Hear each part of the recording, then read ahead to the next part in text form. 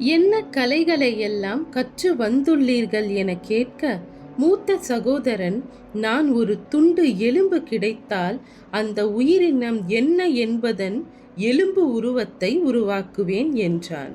இரண்டாம் சகோதரன், நான் அந்த எலும்பு உருவத்திற்கு வெளித்தோற்றம், கண், காது, முடி என முழு வெளித்தோற்றத்தையும் உருவாக்குவேன் என்றான்.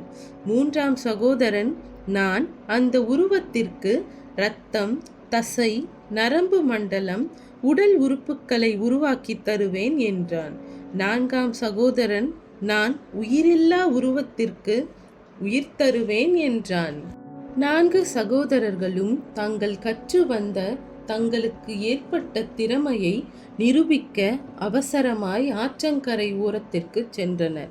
முதல் சகோதரன் ஆற்றங்கரை ஓரத்திலிருந்து எலும்பு ஒன்றை கொண்டு வந்தான். மந்திரம்